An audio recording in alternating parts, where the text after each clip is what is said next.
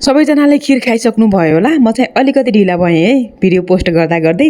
सबैजनामा साउन 15 को शुभकामना। नमस्ते, धेरै दिन भयो तपाईहरुसँग ब्लग मार्फत नजोडिएको। आज साउन 15 को शुभ अवसर पारेर सोचे के किन एउटा सानो मिनी ब्लग बनाएर शेयर गरौँ भनेर चाहिँ आज म ब्लग स्टार्ट गर्न गइरहेको छु। सधैँ जसरी बिहान म किचनबाट नै सुरु गरेको छु। आज चाहिँ शुक्रबार, बच्चाहरू स्कुल पठाउनु पर्छ नि त, अनि उनीहरुको लागि चाहिँ मैले फटाफट लन्च रेडी पार्दिन थालेको छु। म चाहिँ यहाँ बनाउँदै छु सबैजनाको लागि सिमला मिर्च पनिरको सब्जी, अनि बच्चाहरूको लागि चाहिँ मैले बनाएको छु मेक्रोनी, किनकि आज शुक्रबार भएको कारणले गर्दाखेरि चाहिँ शुक्र हप्तामा एक दिन चाहिँ मेक्रोनी अनि यो चीजहरु चाहिँ लान मिल्छ के, पाइन्छ कि स्कुलमा अलाउड छ। अनि त्यही भएर चाहिँ बच्चाले जिद गरेकी थिइन् छोरीले, अनि उनको डिमान्डमा बनाइदिए। तातो रोटी बनाएपछि बच्चाहरूलाई उठाएँ, रेडी बनाएँ, खाजा खुवाई स्कुल पठाएँ। बच्चाहरू स्कुल गइसकेपछि घरको दैनिक काम सकाएँ। काम त सधैँ एउटै हो, तर गर्ने सोच सधैँ नयाँ हुनुपर्छ है। त्यसपछि मैले अस्ति अनलाइन मगाएको थिएँ कि यो मसला बक्स, अनबक्स गरेँ। सामान साँच्चीकै सोचे भन्दा धेरै राम्रो आएछ कि। यसो हेर्दा लाग्छ जिन्दगी पनि त एउटा मसला बक्स जस्तै त हो नि, हैन र? यहाँ हरेक रङ र स्वादका दिनहरू हुन्छन्, केही पिरो केही मिठो, तर यी सबै स्वादहरू मिलाएर आफ्ना लागि एउटा सुन्दर बनाउने जिम्मेवारी भने हाम्रै हो। त्यसैले आजको दिनलाई खुसीका साथ बिताउने कोसिस गरौँ है त। अनि त्यसपछि मैले चाहिँ खाँदै छु मेक्रोनी। बिहान बच्चाहरूलाई बनाएको थिएँ। बाबु पनि स्कुलबाट आइसक्यो कि, हेर्नुस् न, बुवा काममा जानुभएको थियो अनि टाइमिङ पनि ठ्याक्क मिलेको थियो कि, अनि बुवा लिएर आउनुभयो।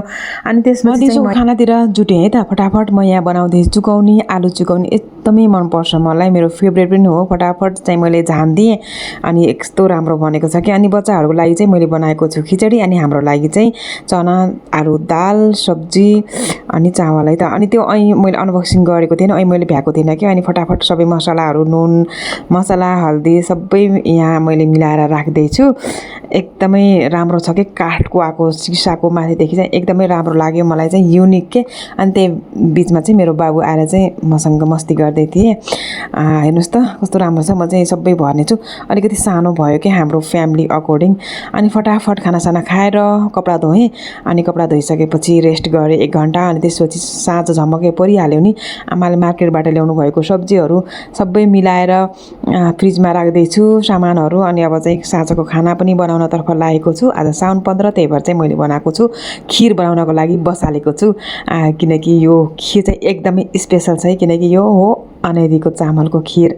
एकदमै मनपर्छ कि मलाई चाहिँ खीर भनेपछि।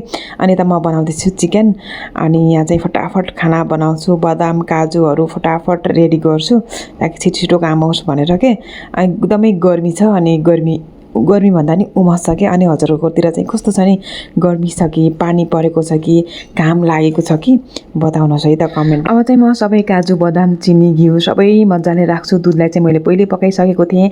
हाम्रो चाहिँ यस्तो मजाले बनेको छ कि, ल हेर्नुहोस् त कस्तो राम्रो भएको छ, बास्ना त यति मिठो आएको छ। अनि त्यसपछि हाम्रो भयो डिनर, हेर्न सक्नुहुन्छ। एकदमै नर्मल सिम्पल फ्यामिली डिनर गरिसकेपछि हामीले खीरको इन्जोय गऱ्यौँ। एकदमै टेस्टी बनेको छ खीर। यही थियो आजको सानो ब्लग। हजुरले मेरो भिडियो लाइक गर्नुहोला, कमेन्ट गर्नुहोला। फेरि भेटौँला नेक्स्ट ब्लगमा। Bye by.